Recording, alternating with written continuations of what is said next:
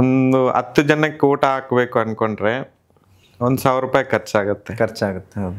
ಅದೇ ದಿನ ನಾವು ಊಟಕ್ಕೆ ಅಕ್ಕಿ ತಗೊಂತೀವಲ್ಲ, ಇಷ್ಟೊಂದು ಅಕ್ಕಿ ದಿನ ಒಂದು ಇದರಲ್ಲಿ ಡಬ್ಬದಲ್ಲಿ ಹಾಕಿಟ್ರೆ ತಿಂಗ್ಳಿಗೊಂದ್ಸಲ ನೋಡಿದ್ರೆ ಅದೇ ಅಕ್ಕಿನ 10 ಜನಕ್ಕಲ್ಲ 50 ಜನಕ್ಕೆ ಅನಿಸ್ಬೋದು. ಆಗಷ್ಟು ಅದು ಶೇಖರಣೆ ಆಗುತ್ತೆ. ಹೌದು. ಆ ಥರ ನಾವು ಇವತ್ತು ಕೊಡೋ ಒಂದು 100-200 ರೂಪಾಯಿ ಒಂದು 10 ಜನಕ್ಕೆ ಲೈಫ್ ಆಗುತ್ತೆ. ಆ 10 ಜನ 100 ಜನಕ್ಕೆ ಲೈಫ್ ಕೊಡುವ ಅಂತ ಅವಕಾಶನೂ ಬರ್ಬೋದು. ಸೊ ಅದರಿಂದ ದೇವ್ರು ನನಗೇನು ಸ್ವಲ್ಪ ಅವಕಾಶ ಕೊಟ್ಟಿದ್ದಾನೆ, ಒಂದು 10 ಜನಕ್ಕೆ ಲೈಫ್ ಕೊಡ್ಬೋದು ಅನ್ಸ ನಾನು ಮುಂದೆ ಬಂದಿದ್ದೀನಿ. ಕೆಲವ್ರು ನಿಮ್ಮಿಂದ ನಿಮ್ಮ ಮೂಲೆಯಿಂದ ಯಾರ್ಯಾರು ನೋಡ್ತಾರೋ ಅವರೆಲ್ಲ ಇನ್ನೊಂದು 10 ಜನಕ್ಕೆ ಹೇಳಿ, ಅವ್ರು ಇನ್ನೊಂದು 10 ಜನಕ್ಕೆ ಹೇಳಿ ನಮ್ಮ ಟೀಮ್ನ ಸಪೋರ್ಟ್ ಮಾಡಿದ್ರೆ ಒಂದು ಕನ್ನಡ ಭಾಷೆ ಇನ್ನೊಂದು ಡೆವಲಪ್ ಆಗುತ್ತೆ. ಇವತ್ತಿನ ದಿನ ಕಾಂತಾರ ಮೂವಿ ನೋಡಿದ್ರೆ 11 ದಿನಕ್ಕೆ 651 CR ಕ್ರಾಸ್ ಆಗಿತ್ತು ಅಂತ ನಾನು ಪೋಸ್ಟರ್ ನೋಡಿದ್ದೀನಿ. ಅಫಿಷಿಯಲಿ ಅವರೇ ಹಾಕಿದ್ದಾರೆ. ಸೊ ನಮ್ಮ ಭಾಷೆ ಎಲ್ಲಿಂದ ಎಲ್ಲಿವರೆಗೆ ಹೋಗಿದೆ. ಸೊ ಇನ್ನ ಮುಂದೆ ಒಳ್ಳೆ ಜನ ಬರ್ತಾರೆ. ಸೊ ತುಂಬ ಖಾಲಿ ಇದೆ. ಒಂದು ಜಗ್ಗೇಶ್ ಅವರು ಇದ್ರು ಒಂದು ಕಾಲದಲ್ಲಿ ಕಾಮಿಡಿ, ಅವ್ರ ಪ್ಲೇಸ್ ಯಾರು ಫಿಲ್ ಮಾಡಿದ್ದಾರೆ? ರಮೇಶ್ ಅವರಿದ್ರು. ಸೊ ದೊಡ್ಡಣ್ಣ ಅವರಿದ್ರು. ಇವ್ರ ಪ್ಲೇಸ್ ಎಲ್ಲ ಖಾಲಿ ಇದೆ. ಇದಾರೆ ಕಾಮಿಡಿ ಆಕ್ಟರ್ಸ್ ಇದಾರೆ, ಅದನ್ನೆಲ್ಲ ಫಿಲ್ ಮಾಡಕ್ ಬರ್ಬೇಕು ಇನ್ನು ಅಂತ ಹೇಳ್ತಿದ್ದಾರೆ. ಸಾಕಷ್ಟು ತುಂಬಾ ಪ್ಲೇಸಸ್ ಗ್ಯಾಪ್ ಇದೆ ಕನ್ನಡದಲ್ಲಿ. ಅದು ತೆಲುಗಲ್ಲಿ ಇಟ್ಕೊಂಡ್ರೆ ಬೇರೆ ಲ್ಯಾಂಗ್ವೇಜ್ ಇಟ್ಕೊಂಡ್ರೆ ಕಂಪೇರಿಂಗು ನಮ್ಮ ಕನ್ನಡದಲ್ಲಿ ತುಂಬ ಗ್ಯಾಪ್ ಇದೆ. ಹೌದು. ಅದಕ್ಕಾಗಿ ಇವಾಗೆಲ್ಲ ಜನ ಫಿಲ್ಮ್ ಅಂದರೆ ಭಯ ಬೀಳ್ತಾರೆ. ಎಷ್ಟೊಂದು ಫಿಲ್ಮ್ಗಳು ಶೂಟ್ ಆಗಿ ರೆಡಿ ಆಗಿ ರಿಲೀಸ್ ಆಗ್ದಂಗೆ ಹಿಂದೆ ಹೋಗ್ಬಿಡ್ತಾ ಇದೆ. ಹೌದು. ರೈಟ್ ಪ್ಲೇಸ್ ಸಿಗೋದಿಲ್ಲ. ನಾವು ತುಂಬ ಕಷ್ಟಪಟ್ಟಿದ್ದೀವಿ. 2 ಮೂವಿಗೆ ಆಗೋ ಖರ್ಚು 1 ಮೂವಿಗೆ ಮಾಡಿದ್ದೀವಿ. ಸೊ ಆಗೋದೆಲ್ಲ ಒಳ್ಳೇದಕ್ಕೆ, ಆಗಿರೋದು ಒಳ್ಳೇದಕ್ಕೆ. ಸೊ 10 ಮೂವಿನಲ್ಲಿ ಮಾಡೋ ಅಷ್ಟು ಎಕ್ಸ್ಪೀರಿಯನ್ಸ್ 1 ಮೂವಿನಲ್ಲಿ ಬಂದಿದೆ. ನೆಕ್ಸ್ಟ್ ಮಾಡೋದ್ರಲ್ಲಿ ಇದನ್ನೆಲ್ಲ ನಾವು ಎಲ್ಲಿ ಏನು ಮಾಡಬೇಕು, ಹೆಂಗೆ ಮಾಡ್ಬೇಕಂತ ಒಂದು ಎಕ್ಸ್ಪೀರಿಯನ್ಸ್ ಇದೆ. ನಿಮ್ಮಂಥವ್ರು ಪರಿಚಯ ಆಗಿದ್ದಾರೆ.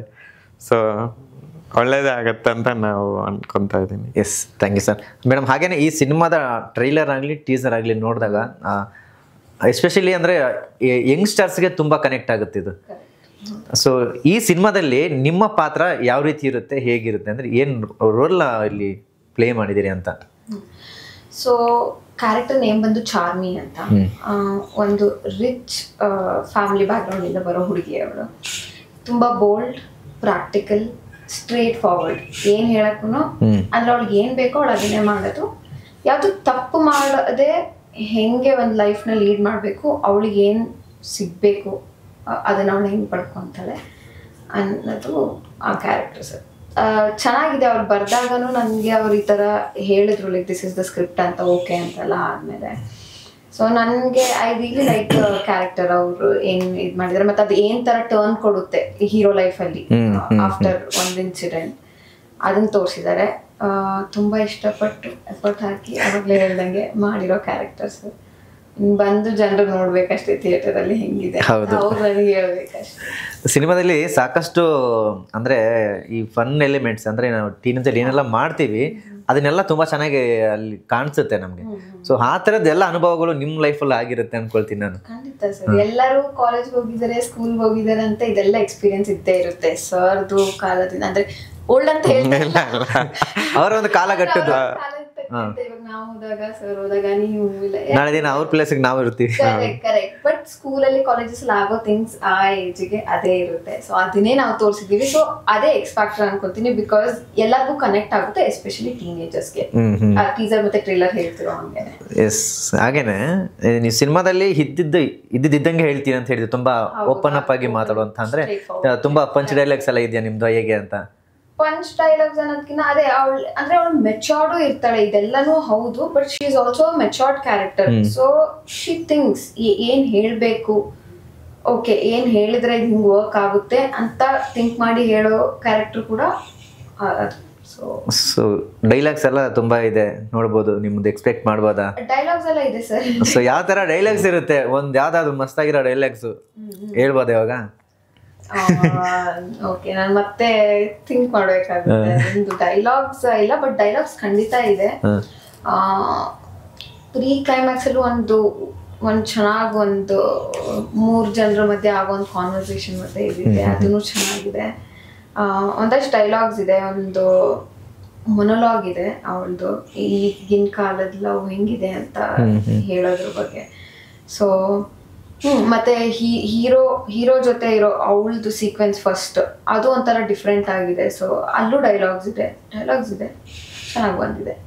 ಮತ್ತೆ ಅವ್ರು ಬರೀ ಹೀರೋ ಜೊತೆ ಅಲ್ಲ, ಹೀರೋ ಈಗ ಫಸ್ಟ್ ಹೀರೋಯಿನ್ ಜೊತೆ ಕಾಂಬಿನೇಷನ್, ಮತ್ತೆ ಫ್ರೆಂಡ್ಸ್ ಅವ್ರದ್ದು ಕ್ಯಾರೆಕ್ಟರ್ ಏನೆಲ್ಲ ಇದೆ, ಸೊ ಅವ್ರೆಲ್ಲರ ಜೊತೆನೂ ಕಾಂಬಿನೇಷನ್ ಅಲ್ಲಿ ಡೈಲಾಗ್ಸ್ ಇದೆ. ಸೂಪರ್, ನೋಡ್ಬೋದು. ಒಟ್ಟಿನಲ್ಲಿ ಒಂದು ಒಳ್ಳೆ ಎಂಟರ್ಟೈನ್ಮೆಂಟ್ ಸಿನಿಮಾ ನೋಡ್ಬೋದು. ಫುಲ್ ಎಂಟರ್ಟೈನ್ಮೆಂಟ್, ಪೈಸಾ ವಸೂಲ್. ಎಸ್, ಸಿನಿಮಾ ಇನ್ನೇನು ಕೆಲವೇ ದಿನಗಳು ಬಾಕಿ ಇದೆ ಸರ್. ಇಬ್ಬರಿಗೂ ಕೇಳ್ತಿದ್ದೀನಿ ಪ್ರಶ್ನೆನ. ಇನ್ನೇನು ನವೆಂಬರ್ 14ಕ್ಕೆ ಸಿನಿಮಾ ರಿಲೀಸ್ ಆಗ್ತಿದೆ. ಎಷ್ಟು ಕಾತುರದಿಂದ ಕಾಯ್ತಿದ್ದೀರಿ? ಮತ್ತೆ ನಿರ್ಮಾಪಕರಾಗಿ ನಿಮ್ಗೆ ಏನಾದರೂ ಭಯ ಇದೆಯಾ? ಸಿನಿಮಾ ಯಾವ ರೀತಿ ನಿಲ್ಲುತ್ತಾ, ಹೇಗೆ ಅಂತ? ಭಯ ಆದ್ರೆ ಇರತ್ತೆ, ಬಟ್ ಧೈರ್ಯ ಇದೆ.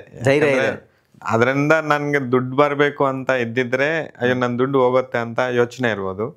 ಬಟ್ ನಾನು ದುಡ್ಡು ಬಗ್ಗೆ ಯೋಚನೆ ಮಾಡ್ತಾ ಇಲ್ಲ, ಈ ಹುಡುಗರ ಲೈಫ್ ಬಗ್ಗೆನೇ ಯೋಚನೆ ಮಾಡ್ತಾ, ಅದ್ರ ಬಗ್ಗೆ ಸ್ವಲ್ಪ ಭಯ ಇದೆ. ಸೊ ಎಷ್ಟೇ ಕಷ್ಟ ಬಂದ್ರೂ, ಎಷ್ಟು ಇದು ಮಾಡಿದ್ರು ಜನ ಬರ್ಲಿಲ್ಲ ಅಂದ್ರೆ, ಸೊ ನಾವು ಪಡೆದಿರೋ ಕಷ್ಟ ಎಲ್ಲ ನೀರೆಲ್ಲ ವ್ಯರ್ಥ ಆಗತ್ತೆ. ಅದರಿಂದ ಸ್ವಲ್ಪ ಭಯ ಆಗ್ತಾ ಇದೆ. ದೇವರಿದ್ದಾರೆ, ಒಳ್ಳೇದೇ ಮಾಡ್ತಾರೆ ಅಂತ. ನಿರ್ಮಾಪಕರು ಹಣದ ಬಗ್ಗೆ ಯೋಚನೆ ಮಾಡ್ತಿಲ್ಲ, ಇಲ್ಲಿ ಯಾರೆಲ್ಲ ಯಂಗ್ಸ್ಟರ್ಸ್ ಕೆಲಸ ಮಾಡಿದಾರೋ ಅವ್ರ ಭವಿಷ್ಯದ ಬಗ್ಗೆ ಯೋಚನೆ ಮಾಡ್ತಾರೆ. ಸರ್ ಅವ್ರು ಹೇಳಿದ್ದು ಅದು ಸುಮ್ಮನೆ ಕ್ಯಾಮ್ರಾ ಮುಂದೆ ಹೇಳ್ತಿರೋದಲ್ಲ, ಅವ್ರು ಆಕ್ಚುಲಿ ಹಂಗೇನೆ ನಡ್ಕೊಂಡಿದ್ದಾರೆ ಕೂಡ. ನಮ್ ಡೇ 1 ಅವ್ರನ್ನ ಏನ್ ಮೀಟ್ ಮಾಡಿದೀನಿ, ಇವಾಗ ಹೊರಗಡೆ ಕೂತಾಗನು ಅವರು ಊಟ ಆಯ್ತಾ, ಊಟ ಮಾಡಿದ್ರ, ಕೂತ್ಕೊಳ್ಳಿ, ಈಸ್ ಆಲ್ವೇಸ್ ಟೇಕನ್ ಕೇರ್. ನಾವೆಲ್ಲರೂ ಸೆಟ್ ಅಲ್ಲಿ ಯಾವಾಗ್ಲೂ ಬಂದು ಕೇಳಿದ್ದಾರೆ ಎವ್ರಿ ಶೂಟ್ ಅಲ್ಲಿ. ಅವ್ರಿಗೆ ಯಾವಾಗೆಲ್ಲ, ಐ ಮೀನ್ ಈಸ್ ಆಲ್ಸೋ ಬಿಸಿ, ಯಾವಾಗೆಲ್ಲ ಅವ್ರು ಅಟೆಂಡ್ ಮಾಡಿದಾರೋ ಅವಾಗ ಬಂದವ್ರು ಫಸ್ಟ್ ಕೇಳೋದೇ ನಮ್ದು ಇದನ್ನ, ಊಟ ಮಾಡಿದ್ರ, ಎಲ್ಲ ಸಿಗ್ತಾ ಇದ್ಯಾ, ಏನಾದ್ರು ಬೇಕಾ, ಆಲ್ ಆಫ್ ದಿಸ್. ಸೊ ಒಳ್ಳೆ ಪ್ರೊಡ್ಯೂಸರ್ಸ್ ಇದ್ದಾರೆ ನಿಜವಾಗ್ಲೂ. ಈ ಮೂವಿನಲ್ಲಿ ಒಂದು ಒಳ್ಳೆ ನ್ಯೂ, ಇದಕ್ಕೆ ಮುಂಚೆ ಎಲ್ಲಿ ನೋಡಿಲ್ದಿರೋದಂಥದ್ದು ಒಂದು ಸೀನ್ ಇದೆ. ಇಡ್ಲಿ ಜೊತೆಗೆ ಕಿಚಪ್. ಅವರು ನಮ್ಮ ಕಾಮಿಡಿ ಆಕ್ಟರ್ ಒಬ್ಬರಿದ್ದಾರೆ, ಅವ್ರ ಹೆಸರು ಹೇಳಿ ಮೇಡಮ್. ಹೌದು, ಒರಿಜಿನಲ್ ಇವರು ಉತ್ತರ ಲಕ್ಕಮ್ಮರಾಜು. ಅವರು ಕ್ಯಾರೆಕ್ಟರ್ ಇದೆ, ತುಂಬಾ ಕಾಮಿಕಲ್. ಅವರು ಉತ್ತರ ಕರ್ನಾಟಕದವರು, ಅವ್ರಿಗೆ ತುಂಬಾ ಅಲ್ಲಿನೂ ಫ್ಯಾನ್ ಫಾಲೋಯಿಂಗ್ ಎಲ್ಲ ಇದೆ. ಸೊ ಅವ್ರದ್ದೊಂದು ಫುಲ್ ಕಾಮಿಕಲ್ ಸೀನ್ ಬರುತ್ತೆ, ಒಂದು ಡೈನಿಂಗ್ ಟೇಬಲ್ ಅಲ್ಲಿ ಆಗೋದು.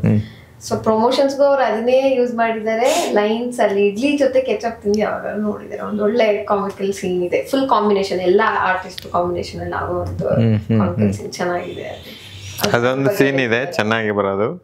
ಇನ್ನೊಂದು 10 ಜನ ಫ್ರೆಂಡ್ಸ್ ಇದ್ದಾಗ ಏನಾದ್ರು ಪ್ರಾಬ್ಲಮ್ ಬಂತು, ಇನ್ನೊಬ್ಬರ ಮೇಲೆ ಹೆಂಗೆ ಹಾಕ್ಬೇಕು ಅದನ್ನ, ಸೊ ಅವ್ರು ತಪ್ಪಿಸ್ಕೊಳಕ್ಕೆ ಇನ್ನೊಬ್ಬರ ಮೇಲೆ ಹೆಂಗ್ ದಿದ್ಬೇಕು ಅನ್ನೋ ಒಂದು ಸೀನು ಇದೆ.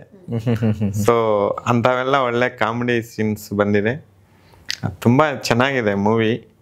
ಸೊ ಜನತ ಸ್ವಲ್ಪ ಸಪೋರ್ಟ್ ಮಾಡಿದ್ರೆ ಒಳ್ಳೆ ಮೂವಿ. ಸೊ ಖಂಡಿತ ಸರ್, ಒಳ್ಳೆ ಕಂಟೆಂಟ್ ಇರತಕ್ಕಂಥ ಸಿನಿಮಾಗಳು ನಮ್ಮ ಕನ್ನಡಿಗರು ಯಾವ್ದನ್ನು ಕೈ ಬಿಟ್ಟಿಲ್ಲ ಸರ್. ಎಲ್ಲಾನು ಕೂಡ ಎತ್ತಿ ಮೆರೆಸ್ಬಿಟ್ಟಿದ್ದಾರೆ. ಸೊ ಇದನ್ನು ಕೂಡ ಯಾವತ್ತೂ ಕೈ ಬಿಡಲ್ಲ. ಒಳ್ಳೆ ಸಂದೇಶ ಚೆನ್ನಾಗಿರ್ಬೇಕಷ್ಟೇ ನೋಡುವ ವೀಕ್ಷಕರಿಗೆ. ಸೊ ಕೊನೆಯದಾಗಿ ಏನ್ ಹೇಳ್ತೀರಿ ಸರ್? ಕೊನೆಯದಾಗಿ ಆಡಿಯನ್ಸ್ಗೆ ಏನ್ ಹೇಳಕ್ ಇಷ್ಟಪಡ್ತೀನಿ ಅಂತ? ಸಿನಿಮಾ ಇದೆ, ಇನ್ನೇನು ಬಿಡುಗಡೆ ಹಂತದಲ್ಲಿದೆ. ಸೊ ಫಸ್ಟ್ಲಿ ನನಗೆ ನೀನ್ ಕೇಳಿದ್ರಿ ಒಂದು ಕ್ವೆಶನ್, ಲೈಕ್ ಏನ್ ತರ ಇದೆ, ನಿಮ್ಗೆ ಭಯ ಇದೆಯಾ, ಏನ್ ಎಕ್ಸ್ಪೀರಿಯನ್ಸ್ ಫಿಲ್ಮ್ ಬಗ್ಗೆ.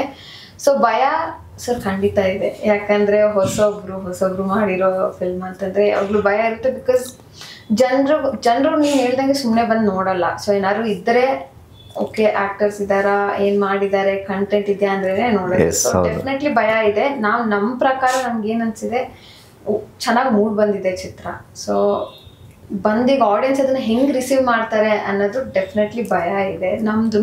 ನಂದಿದು personally first project, so big screen ಅಲ್ಲಿ ಬರೋ ಫಸ್ಟ್ ಪ್ರಾಜೆಕ್ಟ್. ಸೊ ಜನರು ಹೆಂಗ್ ಇಷ್ಟ ಆಗುತ್ತೆ, ಇಲ್ಲ ಏನ್ ತರ ತಗೊಂತಾರೆ, ಇದರಿಂದ ಮುಂದೆ ಏನು ಅಪರ್ಚುನಿಟೀಸ್ ಬರುತ್ತೆ ಇದೆಲ್ಲ ಡೆಫಿನೆಟ್ಲಿ ಭಯನೂ ಇದೆ, ಎಕ್ಸೈಟ್ಮೆಂಟು ಇದೆ, ಬಿಕಾಸ್ ನಾವು ಅಷ್ಟು ಎಫರ್ಟ್ ಹಾಕಿ ಇಷ್ಟಪಟ್ಟು ಮಾಡಿರೋ ಫಿಲ್ಮ್. ಸೊ ಕ್ಯಾರೆಕ್ಟರ್ ಬಗ್ಗೆ ಎಕ್ಸ್ಪೆಕ್ಟೇಷನ್ಸ್ ಇದೆ, ನೋಡೋಣ ಮುಂದೆ ಜನರು ನೋಡಿ ಏನು ಹೇಳ್ತಾರೆ. ಎಸ್ ಅವರೇ ಅಲ್ವಾ ತೀರ್ಮಾನ ಎಸ್, ಅಂತಿಮ ತೀರ್ಮಾನ ಏನಿದ್ರು ಆಡಿಯನ್ಸ್ದೇ. ಸರ್ ಕೊನೆಯದಾಗಿ ನಿರ್ಮಾಪಕರಾಗಿ ಸೊ ಏನು ಹೇಳ್ತೀರಿ ಸರ್? ಸೊ ಕನ್ನಡ ಜನತೆಗೆ ನಮ್ಮ ಕಡೆಯಿಂದ ವಿಜ್ಞಪ್ತಿ ಮಾಡ್ಕೊತಾ ಇದೀವಿ, ಈ ತಿಂಗಳು 14ನೇ ತಾರೀಕು ಪ್ರೇಮ ಮಧುರಂ ಸಿನಿಮಾ ರಿಲೀಸ್ ಆಗ್ತಾ ಇದೆ. ಪ್ರತಿಯೊಬ್ಬರು ಇದನ್ನು ಸಪೋರ್ಟ್ ಮಾಡಿ, ನಿಮ್ಮ ಮನೆಯಲ್ಲಿ ಹುಡುಗರಂತ ತಿಳ್ಕೊಂಡು ಸ್ವಲ್ಪ ಸಪೋರ್ಟ್ ಮಾಡಿ. ಸೊ ಹೇಳ್ತಿದ್ದಾರೆ ಸರ್, ಅವಾಗ ನಿಮ್ಮನೆ ಹುಡುಗರು ಅನ್ಕೊಂಡು. ಸೊ ಎಲ್ಲ ಸಣ್ಣ ಫ್ಯಾಮಿಲಿಯಿಂದ ಬಂದಿರೋರೆ, ಅದು ಆ್ಯಕ್ಟಿಂಗ್ ಮೇಲೆ ಆಸೆ ಇರ್ಬೋದು, ಇಲ್ಲ ಭಾಷೆ ಮೇಲೆ ಇರೋ ಪ್ರೀತಿ ಅನಿಸ್ಬೋದು. ಸೊ ಏನೋ ಒಂದು ನಮ್ಮಲ್ಲಿ ಇರೋ ಟ್ಯಾಲೆಂಟ್ನ ತೋರ್ಸಕ್ಕಂಥ ಒಂದು ವ್ಯಕ್ತಿತ್ವ, ಏನೋ ಒಂದು 10-15 ಲಕ್ಷ ಪ್ಯಾಕೇಜ್ ಬಂದಿದ್ದನ್ನು ಬಿಟ್ಕೊಂಡು ಬಂದು ಇದರಲ್ಲಿ ಮಾಡಿದ್ದಾರೆ. ಸೊ ಅದು ಭಾಷೆ ಮೇಲೆ ಇರೋ ಒಂದು ಪ್ರೀತಿ. ಹೌದು. ಸೊ ಆ್ಯಕ್ಟಿಂಗ್ ಅಂದರೆ ಎಲ್ಲರೂ ಸಕ್ಸಸ್ ಆಗೋಕ್ಕೆ ಚಾನ್ಸ್ ಇಲ್ಲ, ಆದರೆ ಭಾಷೆ ಅನ್ನೋದು ಕೆಲವರಿಗೆ ಬರುತ್ತೆ, ಇದು ನಮ್ಮ ನಾಡು ನಮ್ಮ ಭಾಷೆ ಅಂತ ಒಂದು ಪ್ರೀತಿ ಕೆಲವರಿಗೆ ಇರುತ್ತೆ. ಅದು ಈ ಹುಡುಗರಲ್ಲಿ ನಾನು ನೋಡಿದ್ದೀನಿ. ಸೊ ನೀವೂ ಸ್ವಲ್ಪ ಸಪೋರ್ಟ್ ಮಾಡಿದ್ರೆ ಈ ಹುಡುಗರಿಗೆ ಅವಕಾಶ ಕೊಡಿ, ಪ್ರತಿಯೊಬ್ಬರು ಫ್ಯಾಮಿಲಿ ಜೊತೆಗೆ ಬಂದು ಈ ಫಿಲ್ಮ್ನ ನೋಡಿ ಸಕ್ಸಸ್ ಮಾಡ್ತೀರಂತ ಬೇಡ್ಕೊತಾ ಇದ್ದೀನಿ.